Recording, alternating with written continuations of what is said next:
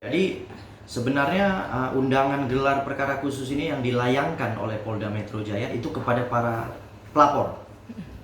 Yang pertama Pak Jokowi, yang kedua saya, yang ketiga ada Andi Kurniawan, dan yang keempat ada Maria Samuel. Jadi kita selaku para pelapor ini diundang oleh Polda Metro Jaya akan dilaksanakan gelar perkara khusus pada hari Senin jam 9 pagi sampai selesai.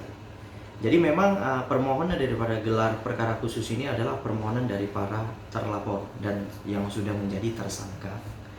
Nah, jadi sebenarnya kan menurut saya harusnya mereka tidak perlu mengajukan gelar perkara khusus. Karena kenapa? Selalu kan mereka yang menyampaikan bahwa mereka berharap agar proses hukum ini sampai ke pengadilan, sampai ke meja hijau. Artinya kan begitu kan?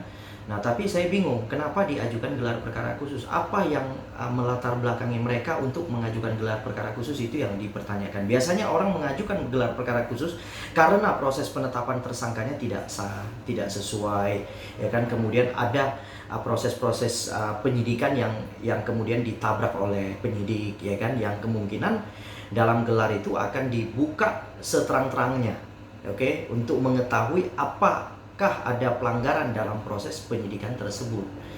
Nah, menurut saya Polda Metro Jaya itu sudah on the track ya, sudah sesuai dengan tata cara penyidikan yang mereka lakukan, yang antara lain mereka telah memeriksa ahli, telah memeriksa saksi, kemudian juga telah mengumpulkan alat bukti. Kurang lebih saya dengar itu kan 700, ya kan? Sebenarnya itu yang kita serahkan itu ke awalnya 2 alat bukti permulaan yang cukup, yang kemudian mereka kembangkan dari proses penyidikan itu sampai ke 700 alat bukti. Nah, artinya pelanggaran-pelanggaran yang dilakukan oleh terlapor dan juga sudah menjadi tersangka ini artinya sudah terpenuhi unsurnya. Karena ini sangat mudah sekali.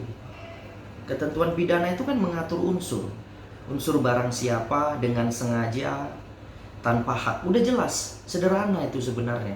Jadi ketika penyidik telah memperoleh alat bukti, kemudian telah memeriksa saksi dan juga ahli, maka ya mereka udah patut menetapkan tersangka terhadap peristiwa yang dilaporkan oleh para pelapor. Contohnya Pak Jokowi dan saya dan lain-lain, kan begitu kan?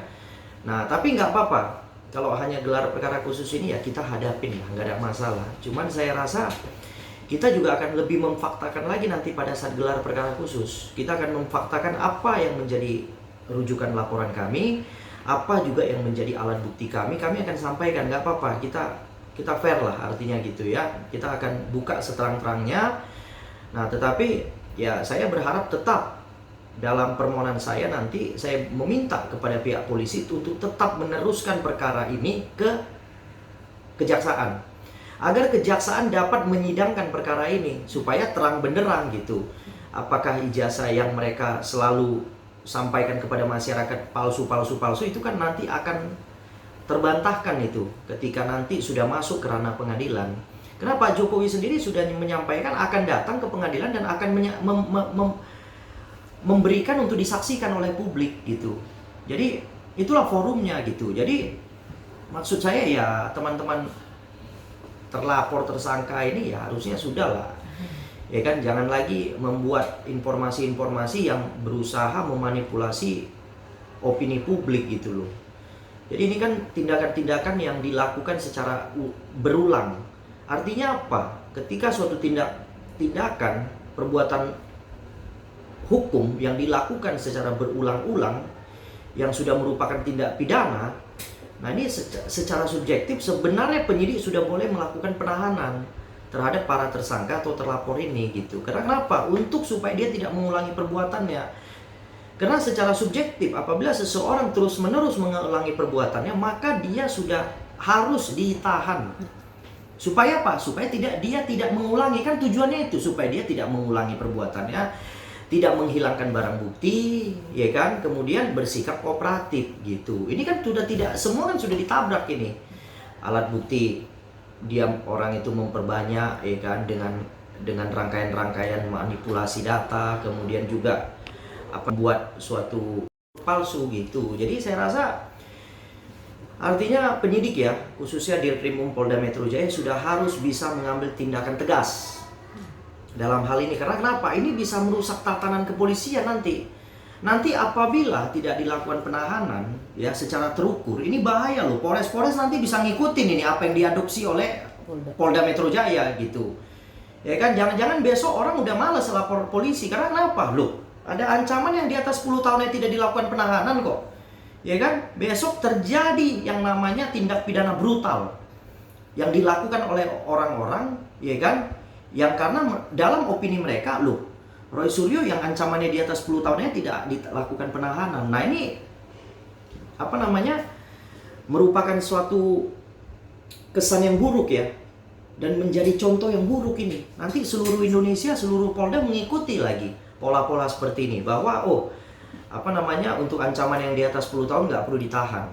Besok tindak pidana terjadi di mana-mana. Ini bahaya nih. Saya minta loh Pak Dirkrimum ini harus waspada loh, harus hati-hati nih. Dengan opininya Pak Dirkrimum ini harus hati-hati. Karena kenapa? Ini sangat berbahaya, sangat berimplikasi kepada polres-polres di bawah naungan Dirkrimum. Karena kenapa? Nanti anak buah di bawah itu bisa mengadopsi tata cara bahwa ancaman yang di atas 10 tahun nggak perlu ditahan.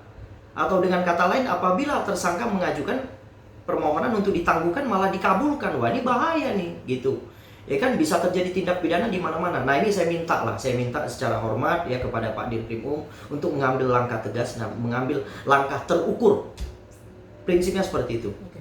Bang, kemarin juga tim kuasa hukum Pak Jokowi mengatakan kalau pelapor ini kan mendapatkan undangan. Ya. Termasuk tadi Abang bilang juga Pak Jokowi juga segala macam, sama Abang segala macam.